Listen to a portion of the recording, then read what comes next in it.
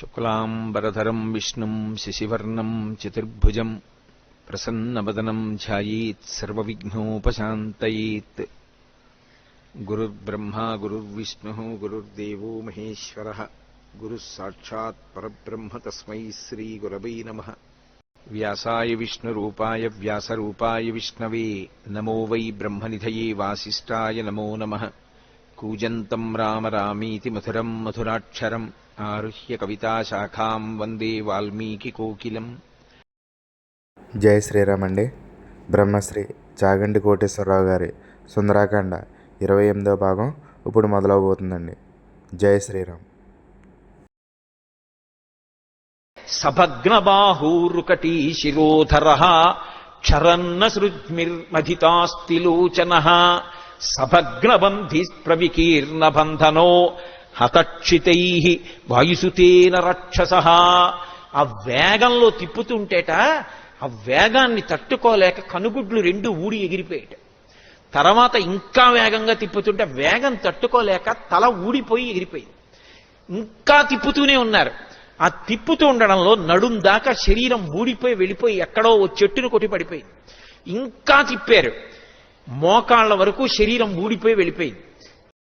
తిప్పారు, పాదాల వరకు వెళ్ళిపోయింది. పాదాలు రెండు చేతిలో ఉన్నాయి. ఇలా చూసి విసిరావతల పారేశారు. ఆయన యుద్ధం అంటే అలా ఉంటుంది. వాల్మీకి రామాయణంలో లేదు గాని ఒక చోట ఒక మాట అంటారు, రామరావణ యుద్ధం ప్రారంభం అయ్యే ముందు గ్రద్దలు సమావేశం పెట్టుకున్నాయిట.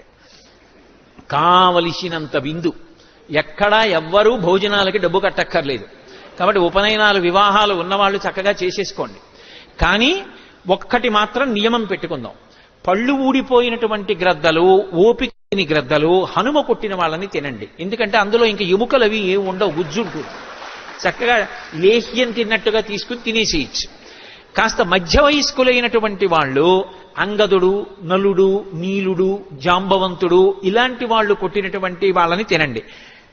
చచ్చే వరకు కొడతారు, ఎముకలు గట్రా విరిగిపోయేటట్టుగా కొట్టి చంపుతారు.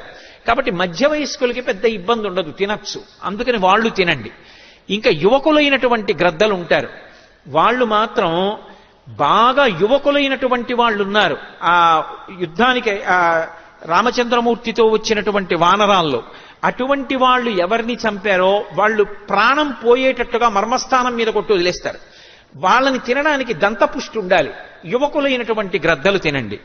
రాముడు చంపిన రాక్షసులు ఉంటారు, ఎవ్వరూ తినకండి. రాముడు చంపిన రాక్షసుల్ని సాయంకాలం పట్టుకొచ్చి అక్కడ పెట్టండి, అందరం కళ్ళకద్దుకు తిందాం, ప్రసాదం అది అని గ్రద్దలు తీర్మానించుకున్నారు. అయితే ఒకటిది వాల్మీకి రామాయణం కాదు సుమండి, ఎవరో సంతోష ప్రకటనానికంటే రామరావణ యుద్ధంలో ఎవరెవరి యుద్ధశక్తి ఎలా ఉంటుందన్నదాన్ని ఆవిష్కరించడానికి చెప్పినటువంటి విశేషం అంతే. కాబట్టి ఇప్పుడు ఆ వచ్చినటువంటి వాడు అక్షకుమారుడు మడిచిపోయాడు. కొడుకు చనిపోయాడన్న వార్త వెళ్ళింది. మొట్టమొదటిసారి జీవితంలో బాధ అంటే ఏమిటో రావణాసురుడికి అనుభవానికి వచ్చింది.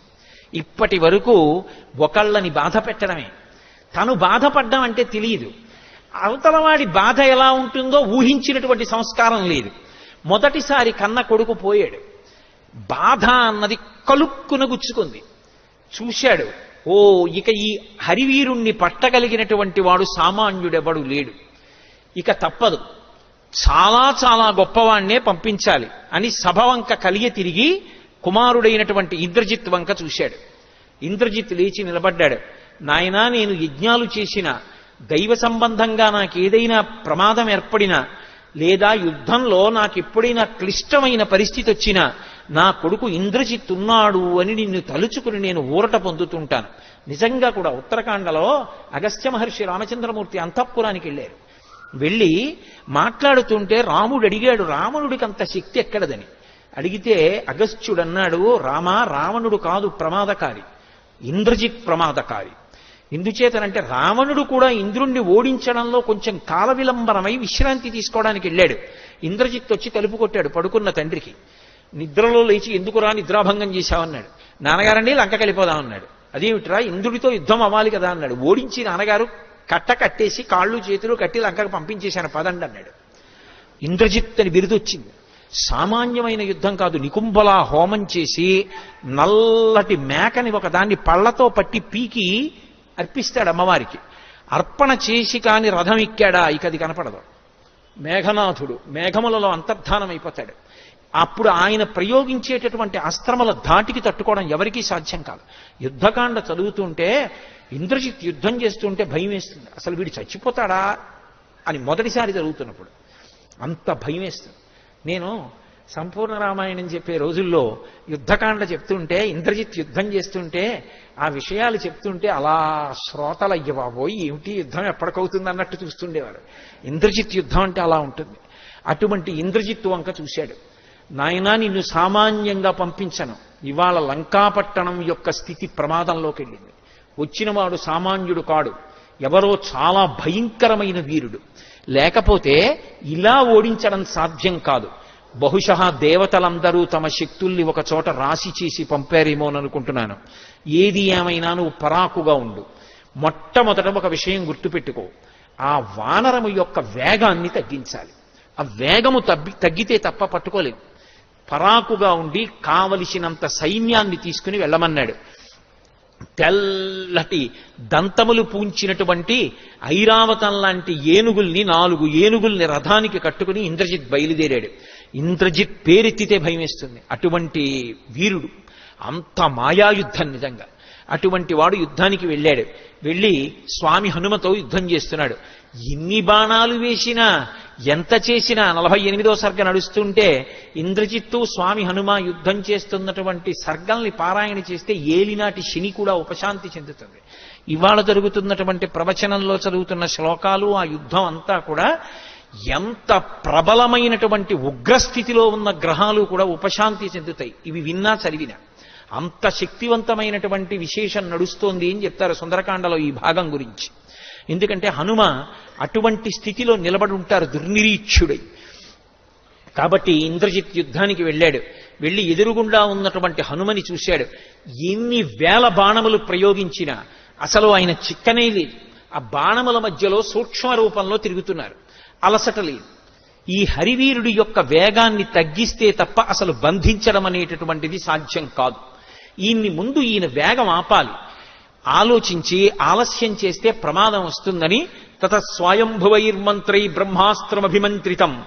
ఒక్కసారి బ్రహ్మాస్త్రాన్ని అభిమంత్రించి విడిచిపెట్టాడు. బ్రహ్మాస్త్రం వెళ్ళి స్వామి హనుమని పట్టుకుంది. ఆయనకి జ్ఞాపకం వచ్చింది, బ్రహ్మాస్త్రం కూడా తనని బంధించదు. ఏ అస్త్రము చేత నీవు బంధింపబడవు అని స్వామి హనుమ ఇంద్రుడి యొక్క వజ్రము దెబ్బకి నేల మీద పడిపోయినప్పుడు వాయుదేవుడు కోపగించి అన్ని ప్రాణులలోకి వెళ్ళడం రావడం ఆపేశాడు. అప్పుడు బ్రహ్మగారు దేవతలందరితో కలిసి వెళ్లి వరాలిచ్చారు. ఏ దేవత కూడా తమ అస్త్రము చేత హనుమని కట్టలేరు, బ్రహ్మాస్త్రం కూడా కట్టదు. కానీ బ్రహ్మ అంటేనే లోకమునకంతటికీ కూడా పెద్దవాడు. అందుకే తత స్వయంభువై మంత్రై బ్రహ్మాస్త్రమభిమంత్రితం. ఆ బ్రహ్మాస్త్రము అంటే సృష్టికర్తది, లోకానికంతటికీ పెద్దవాడు. దానికి ఒక గౌరవం ఇవ్వాలి. ఏం మర్యాదో చూడండి. మీ నాన్నగారండి అన్నాడు అనుకోండి ఎవడైనా, వెంటనే ఓ గౌరవం ఇవ్వాలి. నేను మీ నాన్నగారి మిత్రుడండి అన్నాడు అనుకోండి, ఓ మా నాన్నగారి మిత్రులా, అయ్యా నమస్కారం, బాగున్నారా, ఎవరు మీరు, మా నాన్నగారితో కలిసి ఉద్యోగం చేశారా, చదువుకున్నారా అని ఓ నిమిషం ఆగి మాట్లాడాలి. అయ్యా నేను మీ గురువుగారు కలిసి చదువుకున్నాం అన్నారనుకోండి, ఎంత వేగంగా వెళ్ళిపోతున్న వాడైనా ఆగాలి. ఓ మా గురువుగారి తెలుసా, మా గురువుగారు నాకు ధారకుడు, పోషకుడు, అటువంటి వారితో పరిచయం ఉందా, అయ్యా మీకు ఓ నమస్కారం అనాలి. సంస్కారం. పెద్దల పేరు చెప్తే ఆగాలి. ఆయన లోకమునకు సృష్టికర్త బ్రహ్మగారు. ఆయన పేరు మీద వచ్చిన అస్త్రం కాబట్టి కొద్దిసేపు దానికి కట్టుబడినట్టుగా ఊరుకున్నారు, గౌరవించారు. నేను దీనికి కట్టుబడను, వరమే, కానీ అలా ధిక్కరించడం మర్యాద కాదు. ఏమి మర్యాద నిజంగా, ఏమి రామాయణం. మర్యాదానాంచలోకస్య కర్త కరయితాచ సహా. మర్యాదా పురుషోత్తముడు రామచంద్రమూర్తి కించిత్ ఒక్క నిమిషం కట్టుబడ్డట్టుగా ఊరుకున్నారు. ఊరుకుని ఆగిపోయారు. నాకు ఇది చెప్తున్నప్పుడు ఒకటి గుర్తొస్తుంది. నేను ఉద్యోగంలో కొత్తగా జాయిన్ అయిన రోజున మహానుభావుడు బీబీఎల్ నరసింహారావు గారని, ఇప్పుడు శరీరంతో లేరు వారు, వారి దగ్గర వేశారు నన్ను మొట్టమొదటి రోజు. ఆయన నీకు మా మేనేజర్ గారిని, అధికారిని పరిచయం చేస్తాను రావాయ్ అని నన్ను తీసుకెళ్లారు. ఆయన ఈయన్ని చెడామడా తిట్టేశారు. ఇలా ఎందుకు చేశావు అని ఏదో కాగితం చూపించి, ఈయన అక్కడ ఇలా అంటుండేవారు. ఆయన అక్కడ కూర్చుని, కాదండి ఇలాగే చెయ్యాలి, నేనేం తప్పు చేయలేదండి, ఇలాగే చేస్తారు అని చెప్పారు. ఎంతో మర్యాదగా చెప్పారు. ఆయన తిట్టారు, నన్ను పరిచయం చేశారు. నేను హడిలిపోయిన ఇదేమిటి ఇలా తిడుతున్నారు ఈయన. తిరిగి వచ్చేసాం. వచ్చేసిన తర్వాత కాసేపటికి ఆయనే లేచి వచ్చాడు. లేచి వచ్చి, నరసింహారావు ఏమనుకోపోయి, ప్రథమ కోపం, డిస్ట్రిక్ట్ ఆఫీస్కి ఫోన్ చేశాను, నువ్వు చెప్పిందే కరెక్ట్, అలాగే రాయాలట, నేనే తప్పు చెప్పాను, ఆ కాగితం పట్టరా సంతకం చేస్తాను. చిన్నతనం కాదు, నాకు తెలియక నేను అడిగాను, ఏమన్నా మరి మీరు చేసింది తప్పు కాదని తెలిసినప్పుడు అలా మాట్లాడతారేంటండి అని అడగరేంటండి మీరు అన్నాను. ఆయన నా వంక సర్రున చూసి అన్నారు, ఆ కుర్చీకో గౌరవం ఉంటుందయ్యా, ఇప్పుడే కాదు, నువ్వు ఉద్యోగం చేసినంత కాలం గుర్తుపెట్టుకో, ఆ కుర్చీలో ఒకరు కూర్చున్నారు అంటే ధిక్కరించకూడదు. ఆయన ఒకవేళ పొరపాటు మాట్లాడినా మనం నిగ్రహం పాటించాలి. ఎందుకో తెలుసా? అదొక గదిలో ఎందుకేశారు, దానికి ఒక గౌరవం ఉంది. ఆ కుర్చీలో వ్యక్తిని అగౌరవపరిస్తే కుర్చీని అగౌరవపరిచినట్టు. రేపు నువ్వు కూర్చోవు, పదోన్నతి పొందితే. కాబట్టి మౌనం పాటించాలి, అలా తొందరపడకూడదు. అందుకే నేను మాట్లాడలేదన్నారు. నా జీవితంలో ఇప్పటికీ నాకు అదే పాఠం.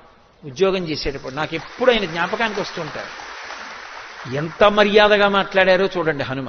అది బ్రహ్మాస్త్రం, సృష్టికర్త పేరు మీద వచ్చింది. కట్టుబడతాను కాసేపని కట్టుబడ్డారు. ఆయన ఎప్పుడైతే కట్టుబడ్డట్టుగా పడ్డారో ఈ తెలిసి తెలియనటువంటి రాక్షసులందరూ బయలుదేరి వచ్చారు. వచ్చి గబగబా నార తీసుకొచ్చారు, నారతాడు తీసుకొచ్చారు, చెట్టు పట్టలు తీసుకొచ్చారు, ఆయన్ని కట్టేశారు గబగబా.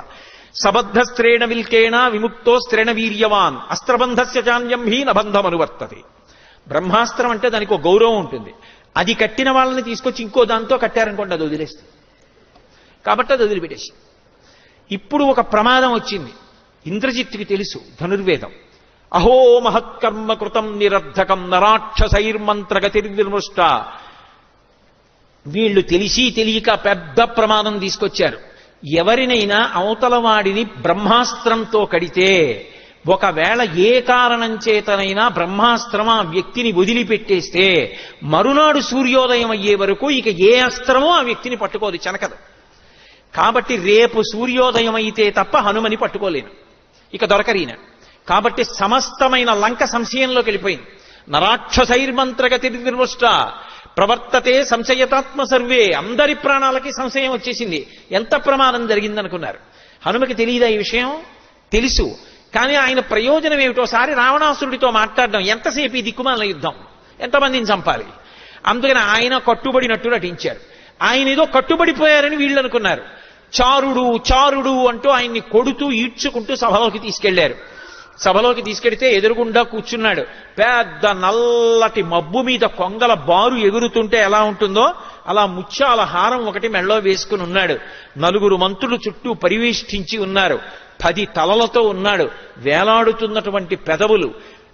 నల్లటి మబ్బు ఆకాశంలోంచి దిగొచ్చి ఆసనం మీద కూర్చుందా అన్నట్టుగా ఉన్నాడు.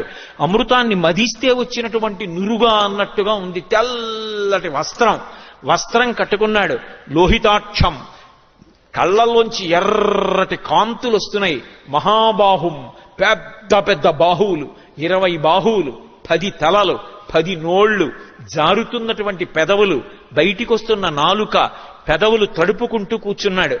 మనిషిని చూస్తేనే భయం వేస్తుంది, అలా ఉన్నాడు. హనుమ రావణుని వంక చూశారు. అహో రూప మహోధైర్య మహో సత్వ మహోద్యుతి అహో రాక్షసరాజస్య సర్వలక్షణయుక్తత అన్నారు. అది ఒక మహానుభావుడి జీవితంలో ఉండేటటువంటి లక్షణం. ఆయన రోమకూపాల్లోంచి తేజస్సు కొడుతోంది. రావణుడి యొక్క రోమకూపాల్లోంచి ఆయన చేసిన తపస్సు అటువంటిది. అబ్బా, అహో రూప మహోధైర్య మహో సత్వ మహోద్యుతి. ఏమి ధైర్యం, ఏమి రూపం, ఏమి టీవీ, ఏమి కాంతి, ఏమి ప్రకాశం. అసలు రోమకూపాల్లోంచి వస్తోంది కాంతి. ఎంత డాబుగా ఉన్నాడు. వీడి ఎందు పరదారాగ్రహణం అనేటటువంటి మహాపాపం లేకపోతే, వీడి ఎందు అధర్మ బుద్ధి లేకపోతే ఇంద్ర పదవితో కలిపి 3 లోకములు నేలగలిగిన మొనగాడు. ఎంత గొప్ప సాముద్రిక లక్షణాలు! ఎటువంటి వేళ్లు, ఎటువంటి గోళ్లు! సులక్షణ నకాంగుష్టై స్వంగుళీత లలక్షితై. అటువంటి చేతులు, అటువంటి కాళ్ళు, వక్షస్థలం, అలా ఉన్నాడే. ఏమి కాంతి అనుకున్నారు. రావణాసురుడు హనుమ వంక చూశారు. శంకాహృతాత్మా దజ్జౌసా కపీంద్రం తేజసావృతం కిమేష భగవాన్ నంది భవే సాక్షాత్ దిహాగతః ఏన శప్తోస్మి కైలాసే మయా సంచలితే పురా. వాడికి మాత్రం గుడ్డె గుటుక్కుమంది. ఇది ఉపాసనలో ఉండే తేడా.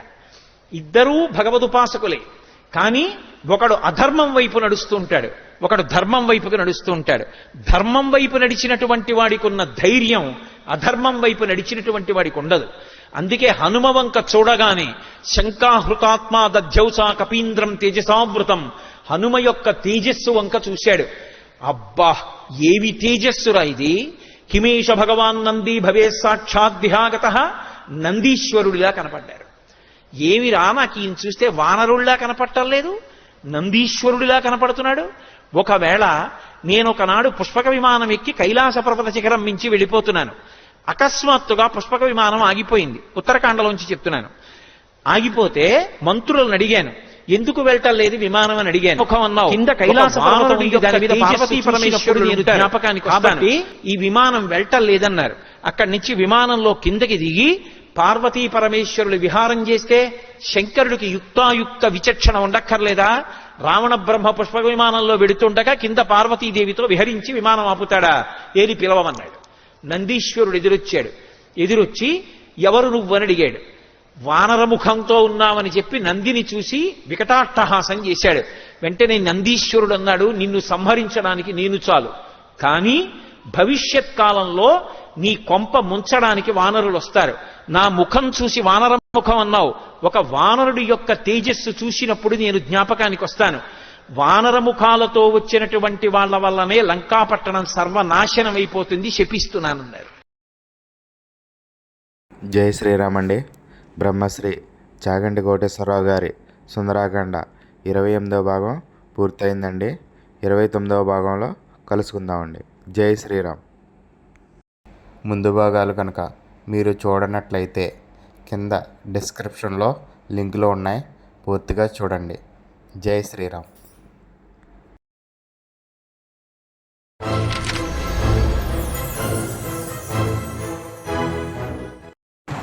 హాయ్ ఫ్రెండ్స్, మా ఛానల్ని ఇప్పుడే సబ్స్క్రైబ్ చేసుకోండి, బెల్ ఐకాన్ మోగించండి, మరియు లైక్ చేయండి, షేర్ చేయండి. Thank you watching my videos.